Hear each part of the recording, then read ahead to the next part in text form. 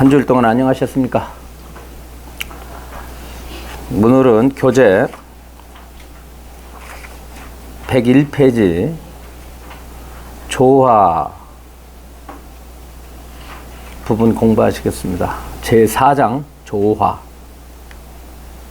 조화라는 것은 이제 생활 습관을 조화롭게 한다. 생활 습관을 잘 조절한다. 이런 뜻입니다.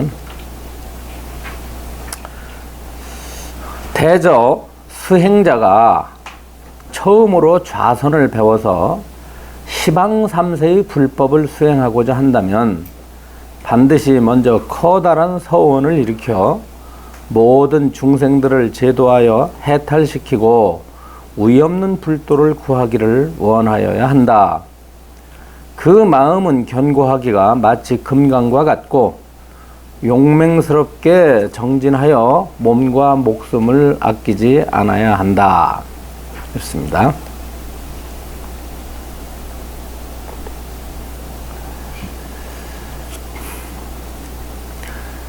그 좌선을 할 때 그냥 좌선이 아니라 좌선을 하기 전에 필요한 것이 서원을 바라는 일입니다. 서원이라고 하는 것은 자기 자신뿐만이 아니라 모든 중생들을 전부가 다 도탈을 해가지고 해탈을 시킨다 이 말이야. 전부 건져낸다는 그 위없는 원을 세워야만이 그 수행의 공덕이 필시 바르고 크게 나타난다. 소승은 단지 자기 자신만의 생사해탈을 위해서 좌선을 하지만 대승의 불자들은 모든 자기 자신과 법계의 중생들을 함께 불도의 세계에 들고자 하는 원을 바랍니다. 이렇게 원을 바라야만이 그 마음이 금강과 같고 용맹스럽게 정진할 수가 있다.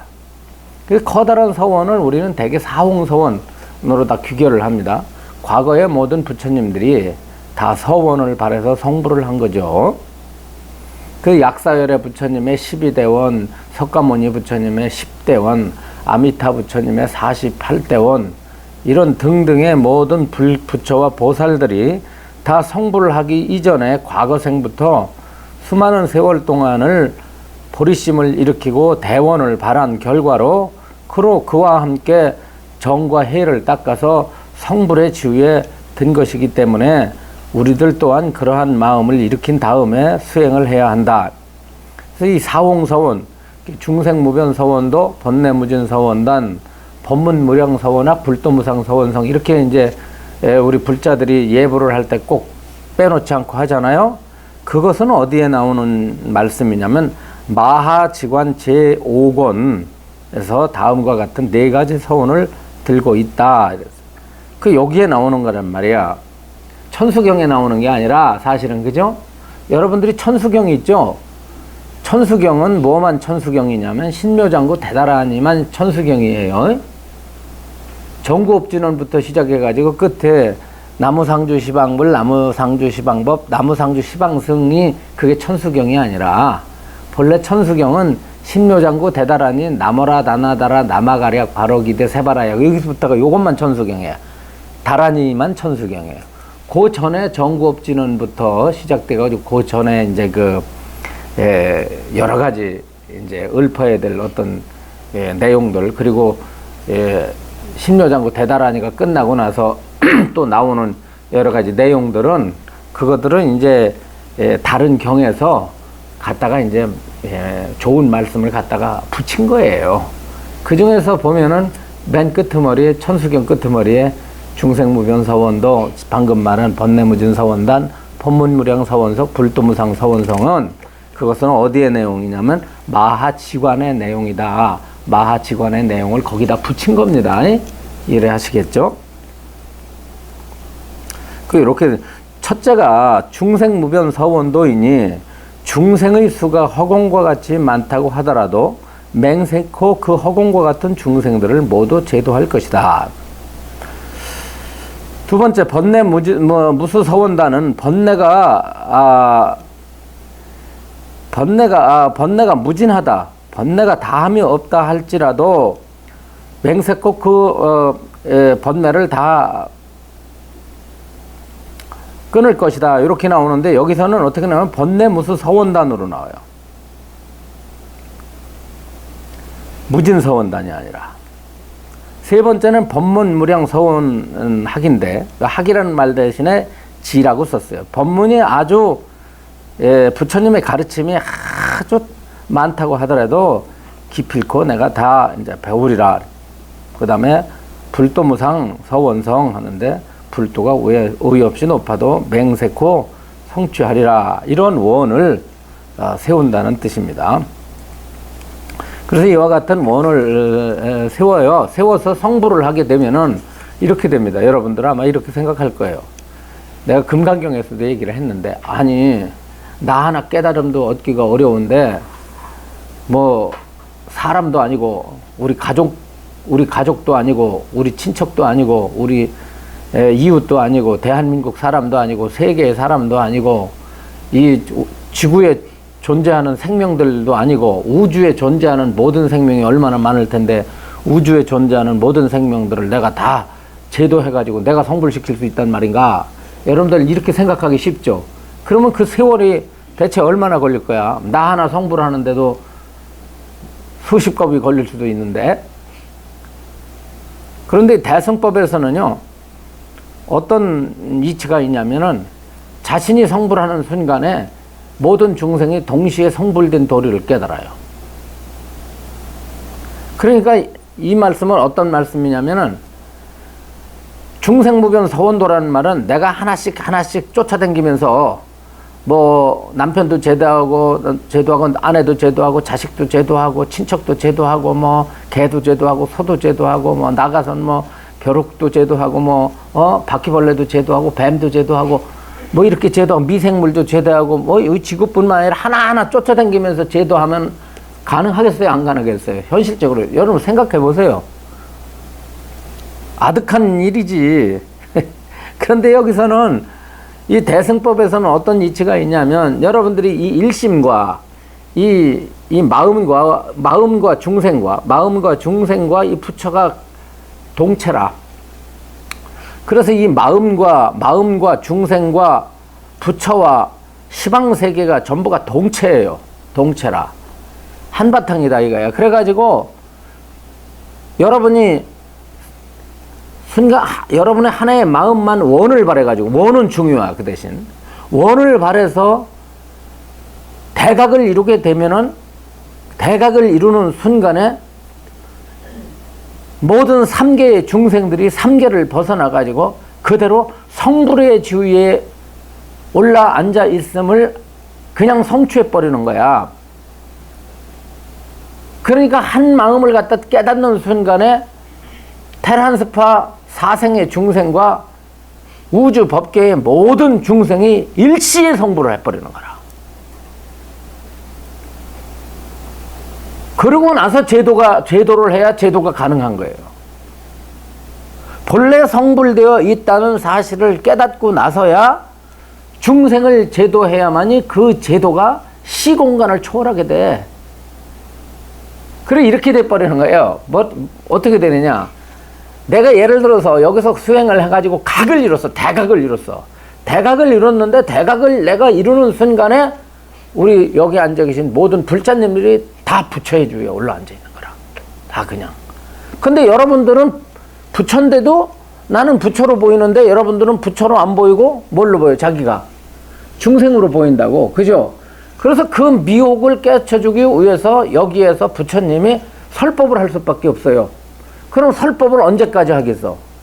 여러분들이 성불할 때까지, 법계의 중생이 성불할 때까지 설법을 해야 되는데 부처의 경지에서 볼 때는 과거, 현재, 미래가 없고 찰나와 영원이라는 게 따로 없어가지고 여러분들이 생각하기는 여러분들이 성불하는데 오래 걸리니까 앞에 앉아있던 부처가 된 법사가 여러분들한테 성불할 때까지 계속 설법을 해야 되니까 시간이 엄청 오래 걸릴 것 같다. 그렇지만은 이 성불의 주위에 오르고 보면은 과거, 현재 이 시간이라고 하는 것이 이것이 구애를 안 받아. 그러니까는 과거, 현재, 미래가 그대로 공해가지고 거사님의 측면에서는 부처님이 중생을 제도하기 위해서 천생만생을 설법하고 천생만생을 중생을 제도하는 행을 지었다고 하지만은 여기에서는 본래 성불일 뿐만 아니라 시공의 도리를 벗어났기 때문에 시공의 이치를 벗어났기 때문에 그게 설법이 지금 여기서 하는 거는 똑같다 이거야. 그러니까 좀 이상한 얘기지만 과거 현재 미래의 아득한 중생을 제도하는 것이 3분으로 줄어들어 버려. 1분으로 줄어들어 버려. 그런데 여러분들은 3아승직업의 세월인데 여기서는 3초야.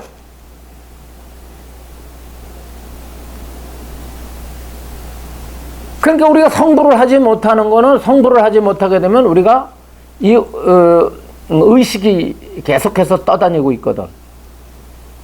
망상이 일어나고 생각이 일어나는데 시간이라는 것은 어디서 일어나느냐. 시간이라고 하는 것은 불교에서는 망상의 그림자예요. 생멸하는 마음 때문에 과거 현재 미래가 있고 생멸하는 마음을 따라서 찰나와 영원이 나타나는 것이지 본래 생멸하는 마음이 없다고 한다면 찰나도 없고 영원도 없어요. 과거 현재 미래가 없기 때문에 오랜 시간이라느니 짧은 시간이라느니 이게 없어요. 그 망상 경계를 걷어봐요. 성불의 경지에서는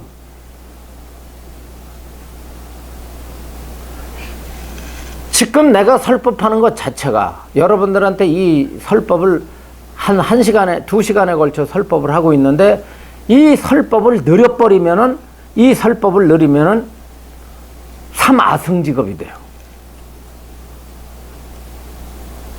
그러니까 이 자체가 지금 하고 있는 이 현재의 시간이 3아승직업이에요.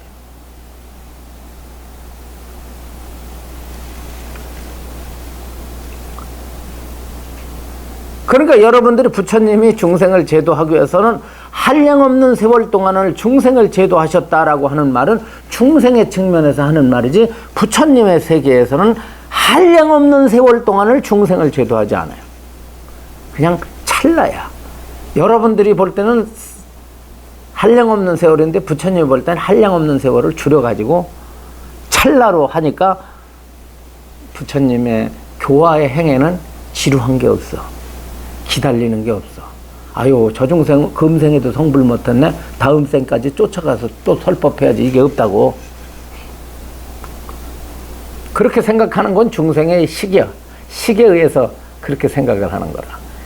그래서 이거를 이 의식 속에서 갇혀가지고 이 생멸하는 마음에 갇혀가지고 사는 중생들에게는 이 말씀이 가당치 않지. 뭔 얘기인지 알아듣기도 힘들고 받아들이기도 힘들어요. 따라서 이제 여러분들이 생각해야 될 건, 야, 어떻게 테란스파 중생을 다 제도하나, 내 몸 하나에 금생에 불법 만나서 깨닫기도 어려운데 저 무슨 어린 반푼어치도 없는 소린가, 이렇게 생각하시지 말고 바로 하나의 마음을 대승의 발심을 일으켜서 발심이 중요해. 사홍서원이 중요해.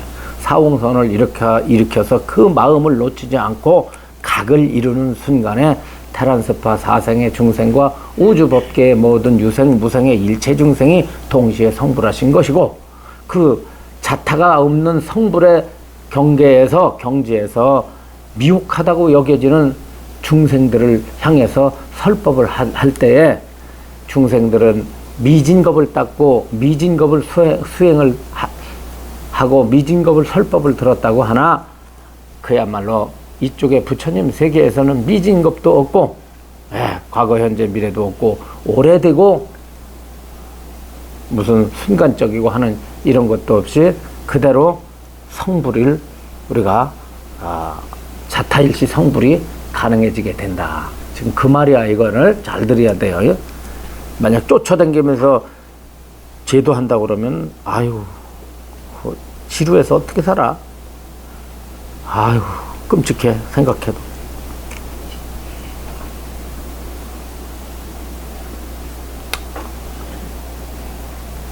만약 모든 불법을 성취하지 못하더라도 끝내 물러나지 말아야 한다.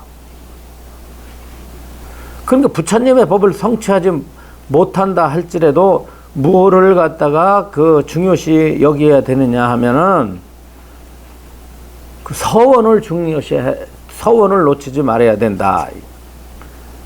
용맹스럽게, 금강처럼 용맹스럽게 정진하되 몸과 목숨을 아끼지 말아야 되는데 그것을 포기하지 말아야 된다. 금생에 서로 금생에 불법을 성취하지 못한다 할지라도 이 서원과 정진하는 마음을 이것을 버려서는 안 된다. 그래서 이 발심이 대단히 중요하다. 정진심이 대단히 중요하다. 그런 뒤에 단정하게 좌선을 하면서 정념으로 일체 모든 법의 진실한 모양을 사유해야 한다. 어떻게 해야 되는가? 무엇이 그럼 정념이라는 것인가? 바르게 생각을 갖는다. 바른 생각을 갖는다. 이게.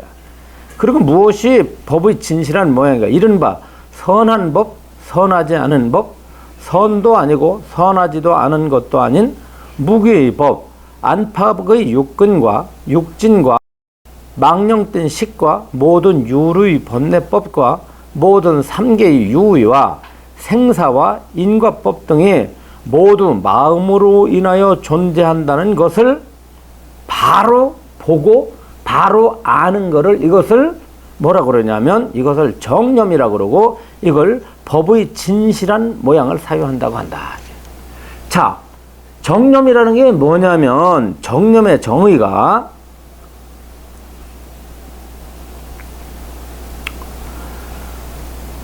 모두가 마음으로 인하여 존재한다고 이렇게 아는 거예요. 마음이 지었다는 걸 아는 거야. 마음이 지었다는 걸 아는 거지. 마음에 의해서 나왔는데, 그러죠? 그거 보면 선법이 있어요. 선하지 않은 법이 있어요. 선도 아니고 선하지 않은 무기의 법이 있어요. 이건 중간이죠. 선악 무기다 이 말이야. 선도 아니고 악도 아닌 거를 무기라고 그래요. 안팎의 육근이 있고 육진이 있습니다. 여러분들에게 육근이 있고 육진이 있죠? 그리고 육근과 육진을 조건으로 해서 무엇이 일어나냐면 식이 일어난다. 육식이 일어난다. 이 식은 망령된 겁니다.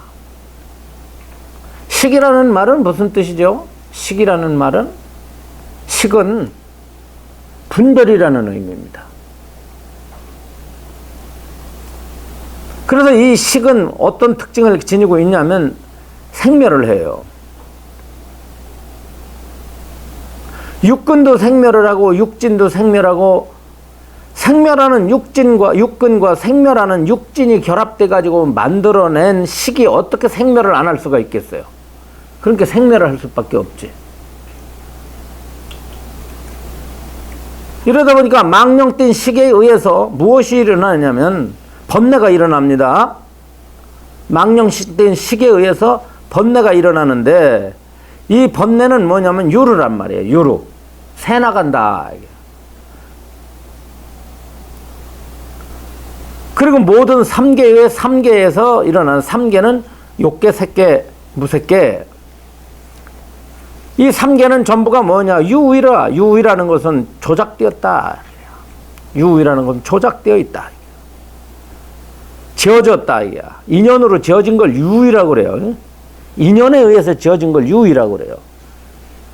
그 다음에 생사와 인과법 등이 모두 마음으로 인하여 조차 나왔다.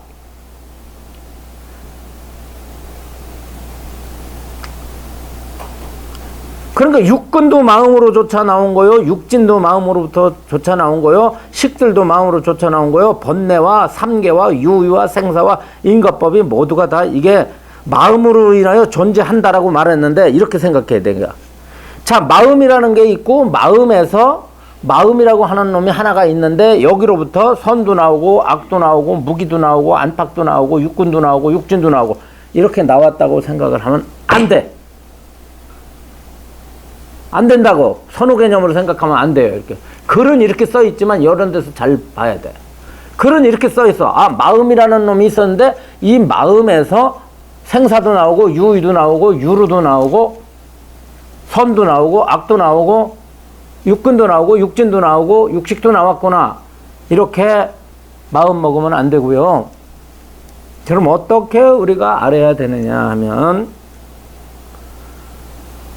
선이 곧 마음이요 악이 곧 마음이요 선도 아니고 악도 아닌 무기가 곧 마음이요 육근이 곧 마음이요 육진이 곧 마음이요 식이 곧 마음이요 유루법이 곧 마음이요 삼계가 마음이요 생사가 마음이요 인과가 마음이다 이거예요. 그대로 마음이야. 예? 심매 무법 심즉 법 마음이 곧 법이고 법이 곧 마음이라고 마음에서 법이 나온 게 아니라 마음이 곧 법이고 법이 곧 마음이에요.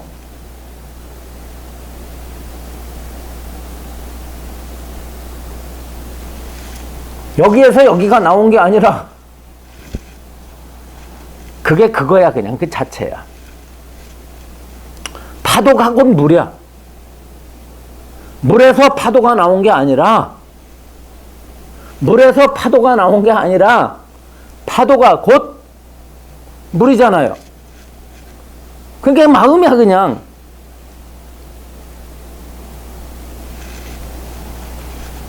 그런데 요즘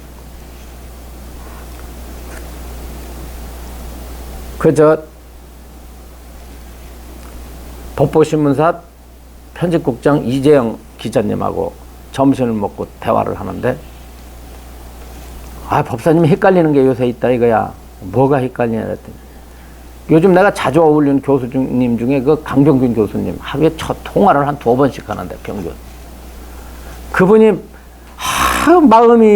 마음이 뇌에서 나왔다고 한다고. 마음이 뇌에서 나왔다고 그러는데 불교에서는 마음에서 뇌가 나왔다고 그런다. 유식에서는 마음에서 뇌가 나왔다고 그러는데 이 학자들은 뇌에서 마음이 나왔다고 그런다. 그런데 뇌는 물질이고 마음은 비물질 아니냐, 정신 아니냐. 그러면 뇌에서 마음이 나왔다고 그러면 뇌는 물질이기 때문에 유물론이 되고 마음에서 내가 나왔다고 그러면 마음에서 내가 나왔기 때문에 마음이 먼저기 때문에 유심론이 되는데 불교는 유심론인데 마음에서 내가 나왔다고 하는데 법사님 이렇게 되면은 불교의 이론이 과학 때문에 깨지는 거 아니겠습니까? 이렇게 따져요 저한테. 그런데 여기에 많은 사람들이 헷갈리고 있어요. 자꾸 나눠요. 심지어는 유식을 전공했다는 학자들조차도 싸움의 대상으로 봐요. 어떻게 싸움의 대상으로? 당신은 왜 자꾸 뇌에서 마음이 나왔다고 하느냐? 마음이 뇌를 만들었다라고 불교 유식을 전공한 학자 어떤 분은 강 교수님 같은 분의 그 물질에서 정신이 나왔다는 논리를 부정하고 잘못됐다고 합니다. 그런데 이 강 교수님은 불교 학자가 잘못됐다는 거예요. 그건 불교 유식론이 잘못 짚었다는 거예요. 그래서 내가 그걸 종식을 시켰어요. 그걸 종식을 시킨 게 뭡니까? 뇌가 마음이라니까. 마음이 뇌고 뇌가 마음이라니까.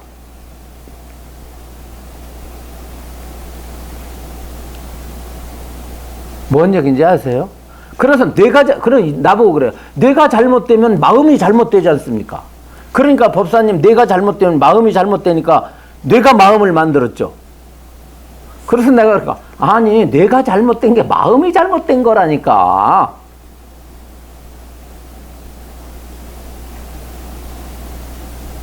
이해가 안 가요? 이해가 가? 이해가 가야지. 뇌가 잘못된 게 뭐냐면 뇌가 잘못된 거는 마음의 일부가 잘못된 거야. 뇌가 마음이니까. 그러면은 이게 뇌에서 마음이 나왔느니 마음에서 뇌가 나왔느니 이거 싸울 일이 있어 없어? 없어요. 왜냐하면은 물질을 부정할 일이 하나도 없습니다. 물질과 마음은 대립관계가 아니에요. 그래서 물질에서 마음이 나오고 마음에서 물질이 나오고 이런 선호 개념이 아니라니까. 그래서 이 얘기는 뭐냐면 이렇게 말해도 돼요. 마음 밖에 다른 법이 없다라고 말을 했어요. 그죠?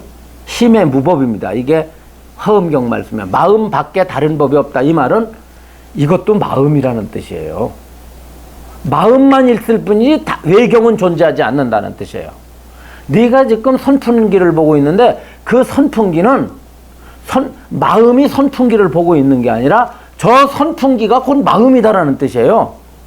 선풍기도 마음이고 나무도 마음이고 꽃도 마음이고 너도 마음이고 저것도 마음이고 다 마음이라 오로지 물질 세계라고 나눌 거는 없고 오로지 마음만이 있는 것이지 이렇게 따로따로 육근이니 육경이니 18개에 나눌 게 없다.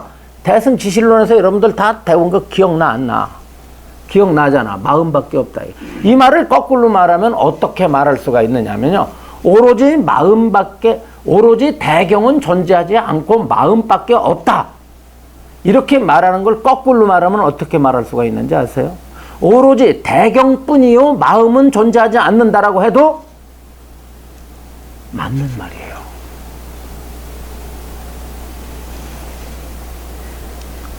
마음 밖에 법이 없다는 말을 거꾸로 뒤집으면 오로지 법만 있을 뿐 마음은 없다라고 하면 어떻게 돼버려요? 주관 객관이 나눠져 안 나눠져? 거사님한테 이렇게 보였어요. 거사님 이거 봤어요. 거사님 오로지 여기 컵이 있을 뿐이지 거사님 마음은 없어. 이렇게 말을 해도 된다니까? 오로지 법만 있을 뿐 마음은 없어라는 말이나 오로지 마음만 있을 뿐 법은 없어 라고 하는 말이나 같다 다르다? 같다. 그렇기 때문에 우리가 물질과 마음을 자꾸 나눠서 보니까 뇌 따로 있고 뇌에서 나오는 마음이 따로 있고 마음이 따로 있고 마음에서 나오는 뇌가 따로 있고 이래가지고 자꾸 선후 개념으로 무엇이 먼저나를 자꾸 논하다 보면 이것은 끝없는 논쟁이 돼버려. 그러니까 이렇게 하지 말고 뭐냐면은 뇌도 곧 마음이다 하는데 이 말에 대해서 아주 무릎을 친 분이 두 분 있어. 누구냐면 방금 말한 이재영 편집국장하고 또 한 분은 김정민 씨하고. 근데 강 교수님은 듣더니 침묵을 지켰어. 그 양반은 대화를 하다 보면 딱 되면 자기가 찬성하면 뭐라 그러냐면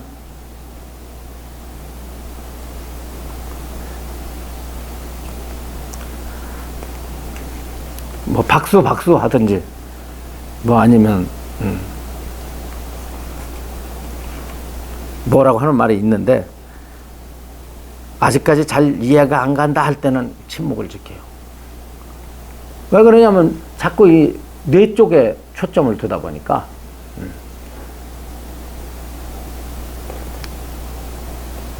그래서 이게 이제 여기서 봐야 될 게 육근이라고 그랬잖아. 육근, 그지? 육근이라는 것은 뭐 여러분들의 육체예요. 육체, 전체적인요. 몸도 뭐다? 여기서 몸도 마음에서 일어났다. 이 뜻이에요. 몸이 곧 마음이다. 그러므로 십지경에서 말씀하셨다. 십지경은 화엄경 십지품을 가리킵니다.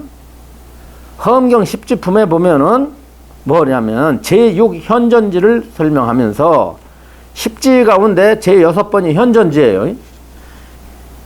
현전지를 나오는 또 이렇게 생각할지니 삼계가 허망하니, 삼계가 허망하다는 것은 무슨 뜻이냐면 삼계는 존재하지 않는다는 뜻이에요. 허망하다는 것은.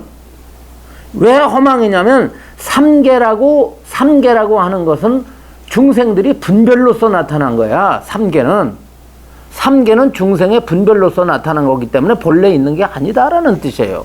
그럼 삼계가 곧 뭐라는 뜻이에요? 삼계가 곧 마음이다 이 말이에요. 삼계가 곧 마음이다. 이것이 삼계라니까. 여기가 삼계야. 이게 삼계라고. 여러분들이 눈으로 보고 귀로 듣는 일체의 경계가 삼계예요. 그 삼계가 허망하다는 것은 이것이 이 자체가 없거나 이것이 허무하다는 뜻이 아니요.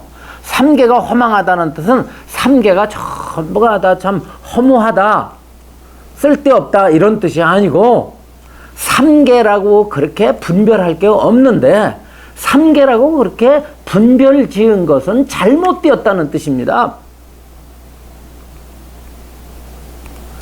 그러니까 여기 보세요. 여기 컵이 하나가 있는데 이게 허망한 게 아니고, 이것 자체가 범수유상 개시 허망할 때 이게 허망한 게 아니라, 이것을 마음 바깥에 이것이 곧 마음인 줄을 모르고 여러분들의 마음과 이 대상으로 나누게 되잖아. 나눠가지고 마음 밖에 따로의 컵이 있다고 여기지. 그렇게 마음 밖에 따로 컵이 있다고 그렇게 분별하고 그렇게 나눈 그 마음이 어떻다고? 그 가치가 허망하다는 뜻이야. 이 말을 잘 들어야 돼. 잘못하면은 범수유상 개시 허망할 때 컵이 허망하다 그러면 이놈은 지어져가지고 곧 얼마 안 있어서 깨지고 없어지는 거니까 이것은 허망한 놈이니까 집착해. 그래서 안 돼 하는 식으로 허망을 말하면 안 되고, 이것은 본래 그냥 이름도 떠나고 형태도 떠나고, 그러니까 이 한 물건을 뭐라고 할 수 없어. 이것은 자체 모습을 가지고 있지도 않고 자체 성품을 가지고 있지도 않고 자체 이름을 가지고 있지도 않아. 이건 그냥 중도실상이지. 중도실상이야. 중도에 머무른다고 언어를 떠났기 때문에 유무를 떠난 중도실상이지. 이게 묘법이야. 그래, 그대로. 이건 그대로 허망한 놈도 아니고 허망치 않은 놈도 아니라니까. 이게 본래 이 한 물건이 허망치도 않고 허망하지도 않아. 그냥 이놈은 그냥 중도 묘법이야. 언어를 떠나서 홀로 청정한 거야. 이게 홀로 청정한 건데, 여러분들이 마음으로다가 이 마음 밖에 이것이 컵이라는 이름을 지으면서 대상으로 만들잖아. 그지?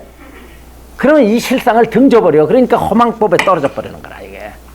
이게 그냥 여러분들의 일심에서 분별이 일어나가지고 여기다 이름을 붙이고 개념을 붙이고 말이야. 이것이 마음 대상으로 삼는 순간에 이것은 그 본래의 모습을 상실해버리고 중생에 만든 분별의 유루상에 떨어져 버리니까 뭐가 돼버려? 허망법이 된다고. 허망법이라는 건 무슨 뜻이냐면 허무하다는 뜻이 아니라 중생의 그 분별로 인해서 헛되고 망령되게 분별했다는 의미. 그랬다는 의미.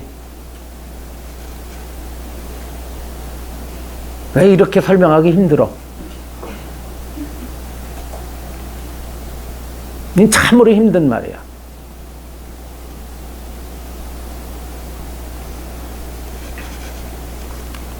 그래서 여기서 이 모두가 이것이 일심이 지은 것이라, 여기서 일심이라는 것은 분별의 하나의 분별이, 한 분별이 지은 것이라 이 말이야.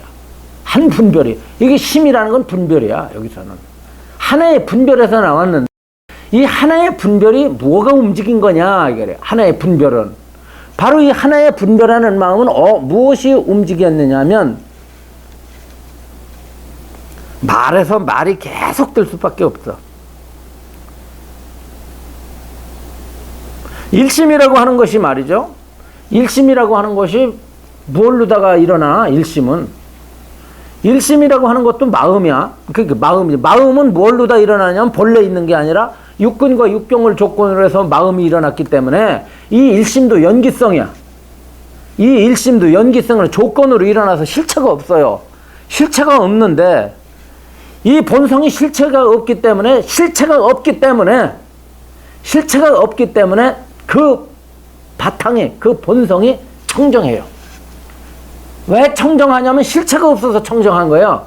인연으로 일어나는 놈이 자체 성품이 없기 때문에 청정한 거예요.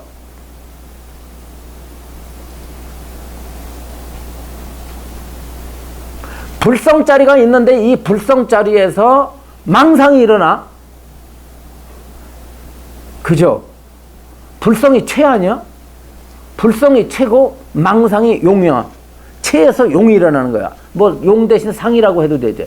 자, 최에서 용이 일어난다고. 그런데 이 최라고 하는 불성이 있는 거냐? 자체 모습이 있는 거고 자체 성품이 있는 거냐면 있는 게 아니야. 불성이라고 말을 하지만 있는 놈이 아니야. 왜냐하면 불성은 유무 개념이 아니라고. 그렇기 때문에 먼저 불성이 움직이지 않고 청정한 불성이 본래부터 있었는데 이놈이 언제부터가 움직여가지고 망상으로 변했다라고 하면 큰일 나버려. 그런데 많은 학자들이 여기에 빠져.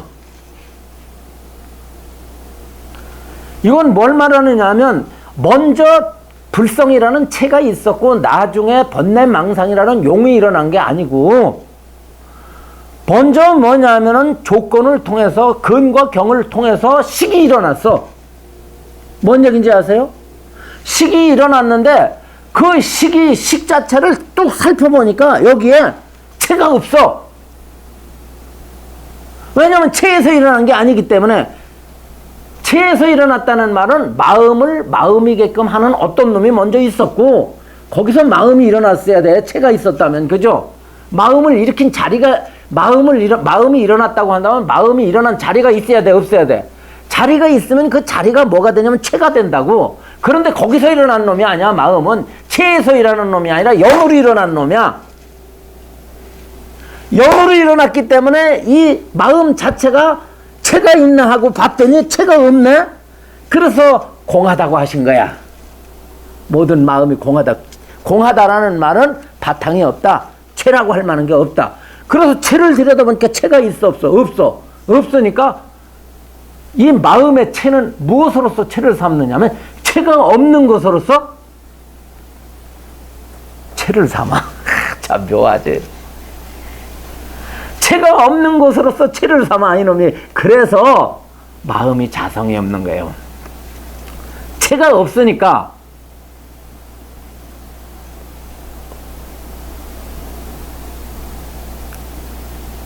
체가 없는 놈이기 때문에 순수무잡한데. 그렇지? 체가 없기 때문에 공하기 때문에 순수한 거예요. 이게 순수한 거예요. 이 자체가. 그럼 박수가 일어난 자리가 체가 어디냐 그야. 박수가 일어났어. 용이야. 박수라는 건 체니까 용이야. 그런데 박수가 어디서 나느냐. 그 손바닥이 체야. 그지? 손바닥이 체지만 손바닥이 무엇을 체라고 하겠냐 이거야. 박수가 오른손에서 일어난 거야, 왼손에서 일어난 거야, 치는 데서 일어난 거야. 그러면 손이 체라고 한다면 치지 않아도 일어나야 돼. 그러면 치는 게 체라고 한다면 손 없이도 일어나야 돼. 그럼 체는 왼손만을 가지고 왼손에서 박수가 홀로 일어날 수 없으니 왼손이 체가 아니요, 오른손이 혼자 박수가 일어날 수 없으니 오른손이 체가 아니요, 내려치는 힘이 손바닥 없이는 내려칠 수가 없으니 내려치는 놈이 박수의 체가 아니요. 또 내가 여기서 박수를 칠 때 그냥 치고 싶어서 쳤나? 여러분들이 모여가지고 경전을 강의해달라고 하니까 여러분들이 있으니까 박수를 치는 어떤 인연이 일어났잖아. 내가 괜히 밤중에 잠자다가 박수 쳐? 그렇잖아. 그러면 이 박수가 일어나된 근원을 살펴봤더니 근원을 끝내 찾을 수가 없다. 그제? 그래서 근본이 없다라고 말한 거야. 근본이 없다. 근본이 없지. 근본이 없으니까 체가 없어요. 체가 없는 것으로서 체를 삼아. 자성이 없는 것으로서 자성을 삼듯이 체가 없는 것으로서 체를 삼기 했는데 다만 그렇다면 무엇만 남아? 에? 모든 법의 현상만 남니다. 현상일 뿐이야. 인연을 통해서 일어나는 일 뿐이야. 일어나는 일.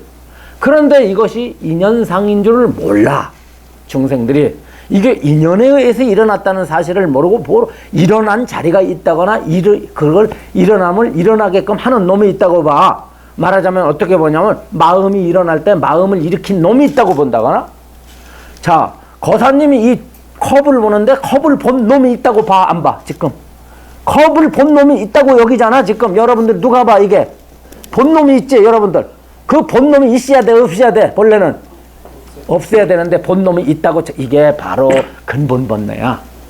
이게 끊어져 버린 게 수행을 통해서 본놈과 보여지는 놈이 없어져 버리면 어떻게 되겠어? 본놈과 보여지는 놈이 없어.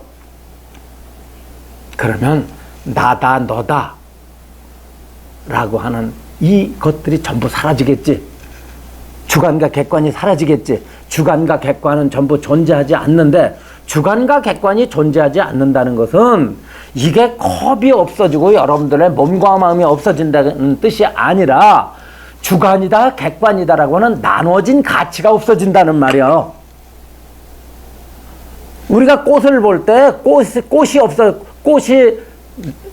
꽃이 없어진다는 말이 아니라 꽃과 마음을 꽃을 대상화하지 않는다는 뜻이에요. 왜냐하면 대상화시켜야 될 주관이, 이 주체가 없어. 이것은 무슨 뜻이냐면, 왜 그러냐면 분별이 끊어졌기 때문에. 분별로 보질 않기 때문에. 분별로 보지 않고 뭘로 보느냐? 지혜로 보기 때문에. 지혜는 분별이 없거든. 그러니까 부처님의 불성이 지혜야. 불성지혜. 바로 반야로서, 마하반야로서 관조를 하게 되면 너다 나다가 없어지고 짓는 자와 지어지는 바가 없어져 가지고 이것이 하나의 대립이 끊어져서 화엄경에서 말씀하신 일진법계로 나타난다. 이게 전체가 나눌 수 없음. 분별이 없어. 그러니까 오로지 하나의 부처님만이 존재하는 거야. 각만이. 분별은 없고 오로지 각만이 우주에 꽉 차 있는 거라. 이게 삼계 유심의 진정한 뜻이에요. 이게 깊어요. 아주 깊어. 삼계가 허망하니 모두가 이것이 일심이 지은 것이라. 열애께서 설하신 12인연분도 12인연 12연기야. 12연기도 다 모두 마음에 의한 것이다.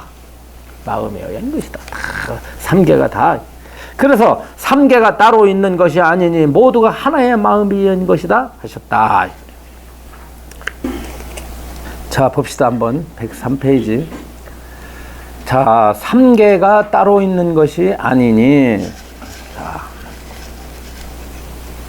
모두가 이것이 한 마음이 지은 것이다. 삼계가 곧 유심이라. 삼계가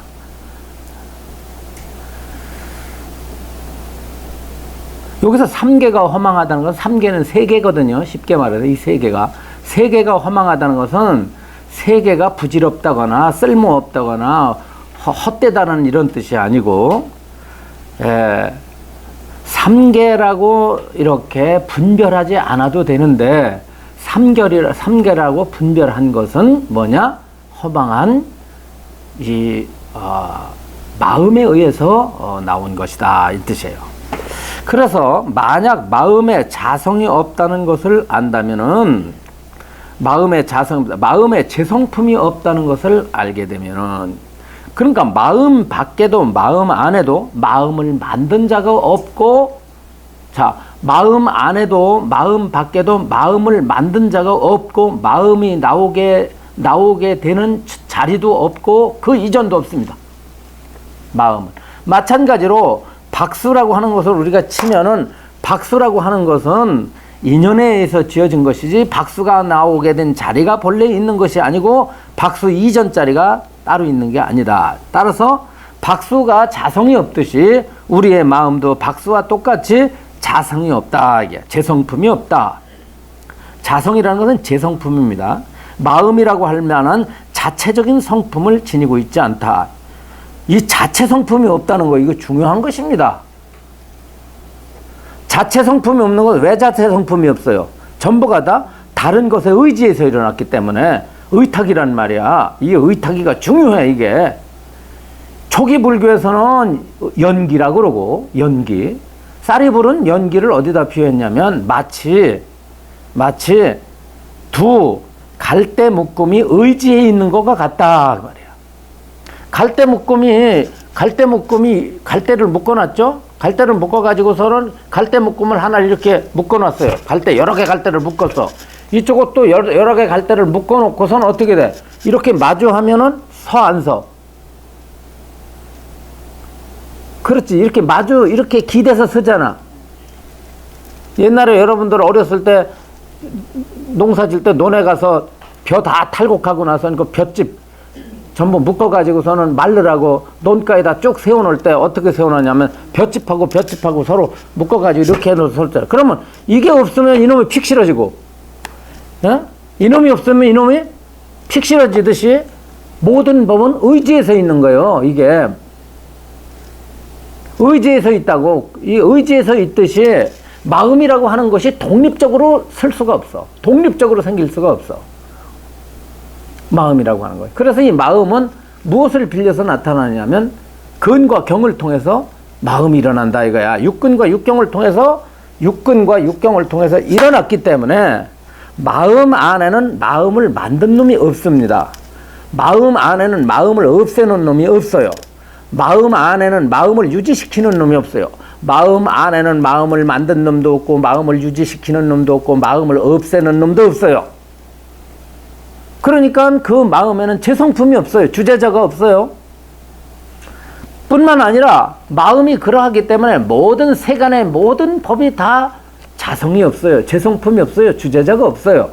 모든 게 다 의지에서 일어나요. 의탁이란 말이야. 다른 것들의 의지에서 일어나. 그래서 이 자성이 없는 것을 단적으로 한마디로 딱 용어를 만든 것이 공이요. 무자성 즉 공이라 하게. 그래서 연기 즉 공이요. 공 즉 무자성이요. 이렇게 돼요. 그래서 이 자성이 없기 때문에 청정이라. 공은 청정하다는 의미예요.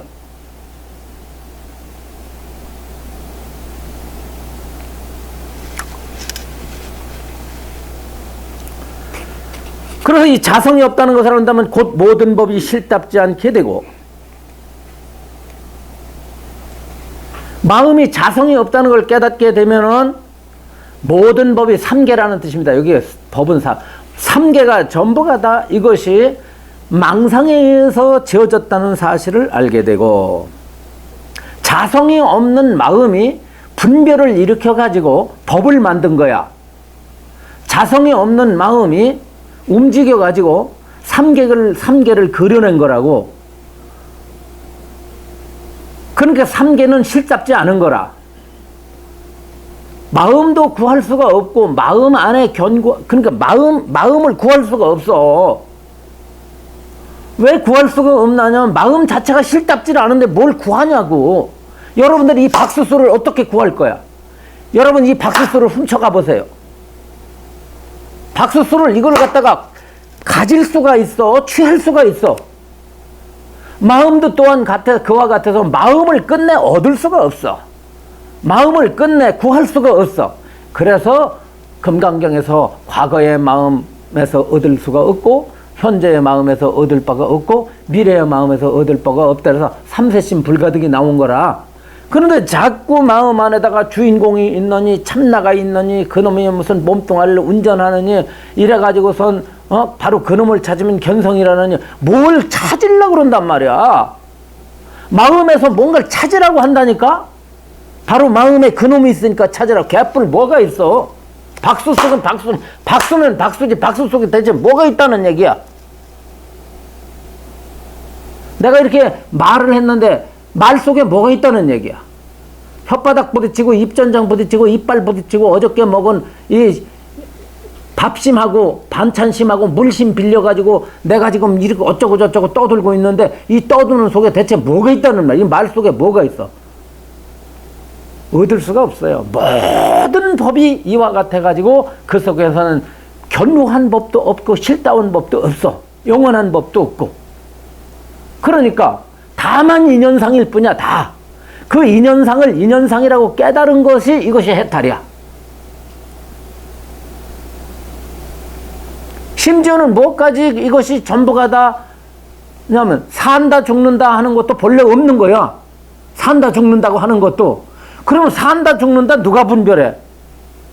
마음이 분별해서 삶과 죽음이 본래 없는데 마음이 분별하기 때문에 삶과 죽음이 나타난 거예요. 이래서 모든 게 분별이라는 걸 딱 깨달아 버리면 삶과 죽음이 없어져 버리는 거야. 이게 이 말은 무슨 얘기냐 하면은 호흡이 끊어지고 호흡이 이어지고 하는 현상은 그대로 있어. 예를 들어서 있다 할지라도 분별이 없는 자에게는 삶과 죽음이 상관이 없게 돼. 1000번을 숨을 끊어졌다가 1000번을 숨을 쉰다 할지라도 그것이 다 분별이 끊어진 사람에게는 소용이 없게 되는 것이지.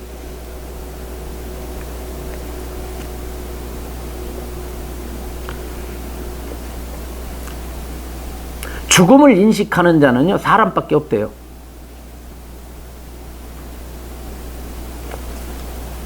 죽음을 무서워하는 자는 사람밖에 없어요. 사람만 죽음에 대해서 두려워한답니다.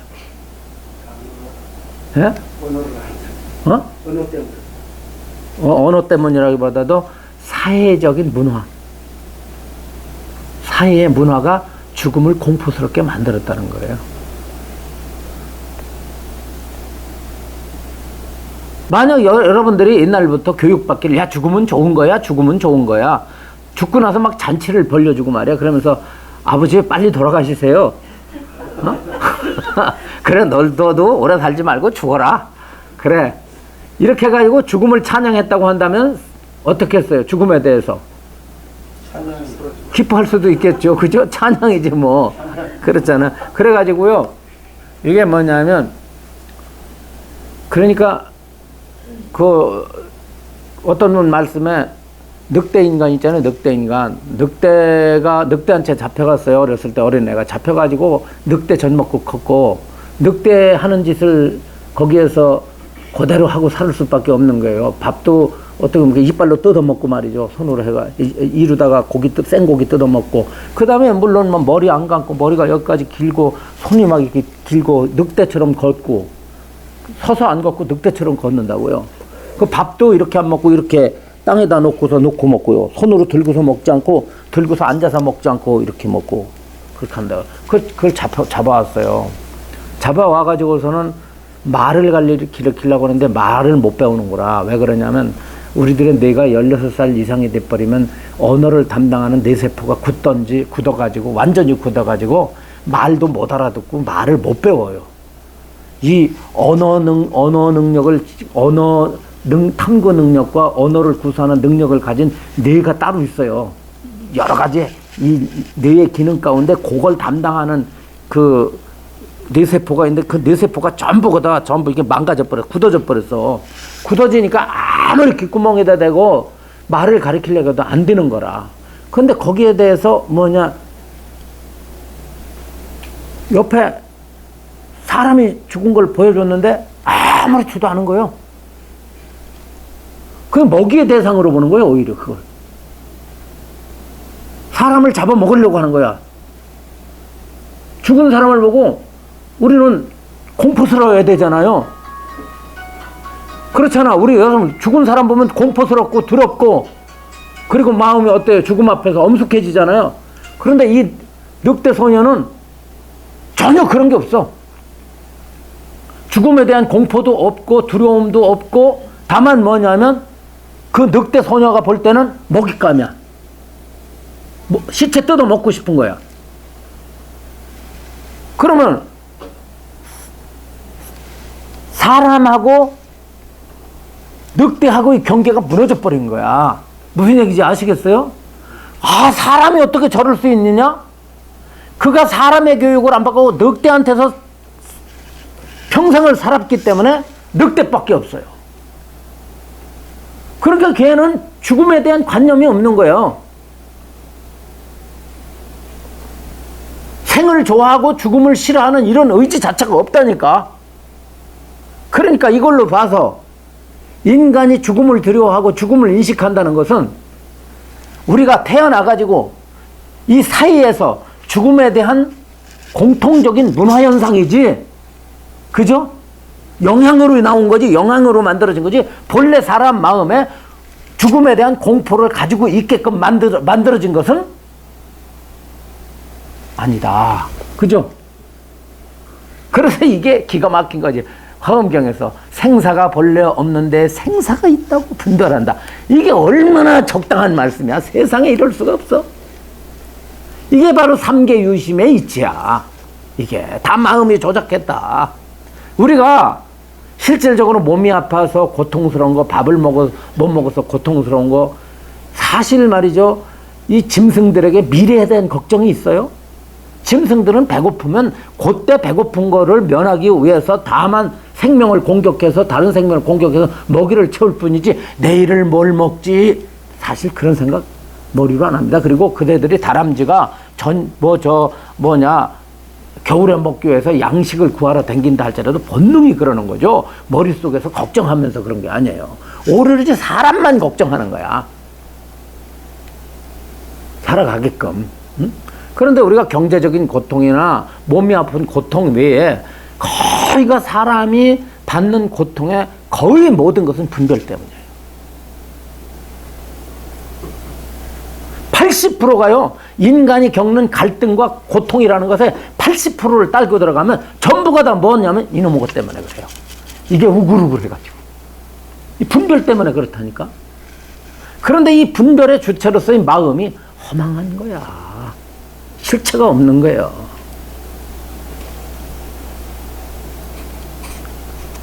만약 마음에 자성이 없다는 것을 안다면 곧 모든 법이 실답지 않게 되고 마음에 물드는 집착이 없으면 곧 모든 태어나고 죽는 업과 행위 쉬어서 그쳐진다. 딱 끊어지게 여기 이 법문 외에는 기가 막힌 말씀이에요. 이게 태어나고 죽는 업과 행위 쉬어진다는 것은 태어나고 죽는 업이 쉬어졌다는 게 뭐야? 삶과 죽음이 비로소 망념에 의해서 비롯됐다는 사실을 알고 삶과 죽음이 없다는 이 알아버린다라는 뜻이에요. 여기서.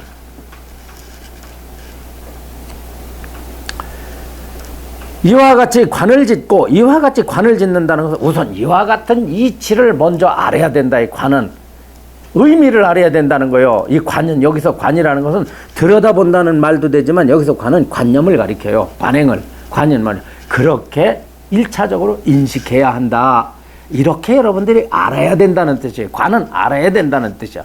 이렇게 안 다음에 다음과 같이 닦아 익히는 수습행을 일으켜야 한다 함으로 인해서 여기에서 3개가 곧 마음임을 여러분들이 바로 알고서 다음에 수행에 들어가야 된다. 이 교육을 철저하게 받은 다음에 여러분들이 좌선을 해야만이 이것과 동일한 깨달음을 얻지, 똑같이 좌선을 하더라도 이 법문을 듣지 못하면 엉뚱하게 가는 거야. 그래서 여러분들이 좌선이 문제가 아니야. 좌선을 했는데 어떤 설법을 들었느냐에 따라서 방향이 걸로 가버려. 똑같이 호흡관을 했는데도 이 법문을 듣고 호흡관을 하는 거하고, 예를 들어서 선도의 법문을 듣고 호흡관을 하는 거하고, 기독교 단체도요 숨명상이 있더라고. 이번에 봤더니 기독교 숨명상이 있어 보니까. 웃기잖아요. 그런데 그게 불교 방법이야. 숨 쉬는 방법이 불교 방법을 갖다가 그대로 갖다가 기독교 숨명상이라고 이름을 붙였다니까. 그 숨명상의 번의자를 다음 달에 만나요. 제가 만나기로 됐어. 그래서 뭐가 중요하냐, 여기서 제일 중요한 것이, 그럼 그분들은 누구 만나? 숨명상 해가지고 예수님의 성령 만나. 그런데 이건 몰라. 이걸 몰라. 똑같이 숨명. 왜 몰라? 이 법문을 안 들어서. 오직 일체가 3개가 다만 망념이라는 사실을 듣지 못했기 때문에, 이 법문을 알아듣는 기회가 없었기 때문에. 그래서 늘 말하지만 중요한 게 뭐냐, 법문이 제일 중요한 거야. 그리고 법문을 잘 듣고 그 법문을 받아들이고 나서 수행을 딱 해야 돼. 그 수행을 얼마만큼 했느냐가 문제가 아니라 수행을 하는데 어떤 견해를 가지고 있느냐. 그래서 이 세상에서 제일 높으신 부처님의 법문을 여러분들이 듣고서 수행을 하면은 그 수행의 방향이, 법문들은 부처님 쪽으로 가요. 예수님 쪽으로 가고 싶으면 예수 믿어. 그러면 돼. 자, 오늘 여기까지 합시다.